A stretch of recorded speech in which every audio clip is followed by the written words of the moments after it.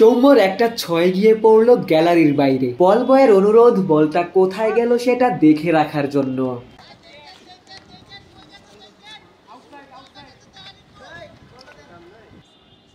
Injury থেকে ফিরে সৌম্য প্রতিদিনই ফিটনেসের কাজ করছেন, প্রতিদিনই ব্যাটিং করছেন। দুর্দান্ত ব্যাটিংয়ে নিজের আত্মবিশ্বাসটাও বাড়িয়ে নিচ্ছেন। সব থেকে বড় কথা, শীঘ্রই সৌম্য মাঠে ফিরছেন, হয়তো 1 কিংবা 2 ম্যাচ পর।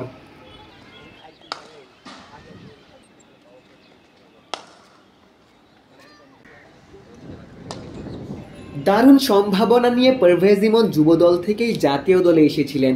এই জিম্বাবুয়ের বিপক্ষেই ইমনের আন্তর্জাতিক অভিষেক। ইমন সে ম্যাচে মাত্র 2 রান করে সেই যে বাদ পড়েছেন। 2 বছর পর আবারও জাতীয় দলে ফিরলেন, আবারও সেই জিম্বাবুয়ের বিপক্ষেই। প্রথম 3 ম্যাচের স্কোয়াডে ছিলেন, 2টি ম্যাচেই সুযোগ পাননি। ইমন যে জায়গাটায় সুযোগ পেতে পারেন সেই ওপেনিং পজিশনে লিটন 2 ম্যাচেই ব্যর্থ হয়েছেন। তবুও তৃতীয় ম্যাচে ইমনের খেলার কোনো রকম সুযোগ কি রয়েছে? ইমন নিজেও হয়তো জানেন এই সিরিজে তার খেলার সুযোগ কম। এমনকি পরের 2 ম্যাচের স্কোয়াডে সৌম্য ফিরতে পারেন ইমনেরই জায়গায়। তবুও জাতীয় দলের রাডারে আসা ড্রেসিং রুম শেয়ার করা ইমনকে নিশ্চিতভাবেই অনুপ্রাণিত করবে। অদূর ভবিষ্যতে আবারও সুযোগ পাবেন, একাদশে খেলবেন। এই সিরিজ থেকে ইমন হয়তো সেই বিশ্বাসটাই নিয়ে গেলেন।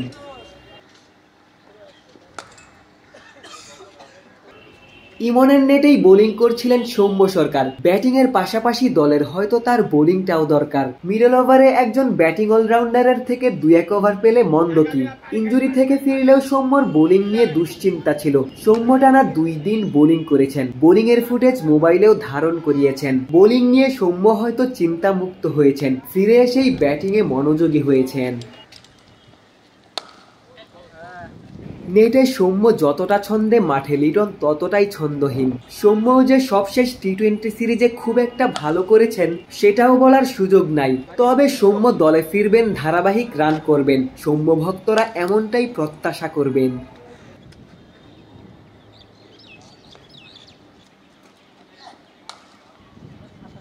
চট্টগ্রাম থেকে গোলাম সারোয়ার, ক্রিকেট 97।